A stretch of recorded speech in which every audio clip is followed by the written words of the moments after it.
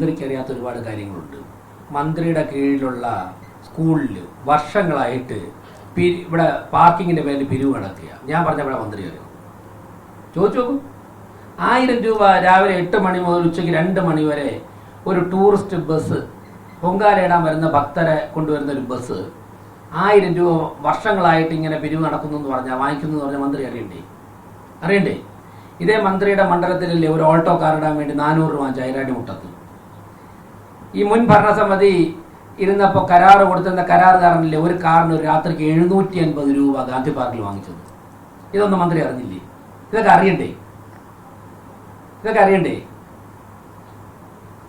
ഇവിടെ ആറ്റുകാൽ പൊങ്കാലയ്ക്ക് മുമ്പ് നിരവധി ദിവസങ്ങൾ വെള്ളം കിട്ടാറുണ്ടല്ലോ പൈപ്പിലൂടെ. ജല അതോറിറ്റി ഭരിക്കുന്ന കോർപ്പറേഷൻ അല്ലല്ലോ. ഇവിടുത്തെ സ്റ്റാൻഡിംഗ് കമ്മിറ്റി ചെയർമാനോ അല്ലെങ്കിൽ ഈ ശ്രുതിയോ ഞാനൊന്നും അല്ലല്ലോ ജലവിഭവ വകുപ്പ് മന്ത്രി. എന്നിട്ട് MLA പ്രശാന്ത് പറഞ്ഞല്ലോ എയർ ബ്ലോക്ക് ഉണ്ടായതുകൊണ്ടാണ് വെള്ളം മുട്ടുണ്ടായെന്ന് പ്രശാന്ത് പറഞ്ഞില്ലേ? എയർ ബ്ലോക്ക് മാറ്റേണ്ടത് കോർപ്പറേഷൻ ഉത്തരവാദിത്തമാണോ? എന്നിട്ട് ടാങ്കറിൽ വെള്ളം കൊടുത്തു. ഞാനത് പറഞ്ഞു. അദ്ദേഹം പല കാര്യങ്ങളും മനസ്സിലാക്കാതെന്ന് പറയാം. ടാങ്കറിൽ വെള്ളം കൊടുത്തു.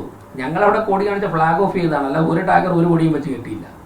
ഈ ഫ്ലാഗ് ഓഫ് ചെയ്തപ്പോൾ അദ്ദേഹം വിചാരിച്ച് ഫ്ലാഗ് ഓഫ് ചെയ്ത കൊടി അതോ പാർട്ടിയുടെ അതും കെട്ടിവെച്ച് അത് ഏതോ സംഘടനയുടെ കൊടി അത് കെട്ടി. അദ്ദേഹം പറഞ്ഞത് ടാങ്കറിൽ കൊടി വെച്ച് ഷോ കാണിക്കുന്നു. ടാങ്കറിൽ ആരും കൊടി വെച്ചില്ല. ഷോ ആരാ കാണിച്ചത്? സ്പെൻസർ ലോഞ്ച് 2 കുട്ടിയെടുത്ത് ഫോട്ടോ എടുത്തിട്ട് പോയാരാ? ഞങ്ങളൊക്കെ രാത്രി വെളുപ്പിന് 3 മണി വരെ ഫീൽഡിലുണ്ടായിരുന്നു. ഞങ്ങൾ ഉദ്ഘാടനം നടത്തിയിട്ട് വീട്ടിൽ പോയില്ല. ആരായിരുന്നു?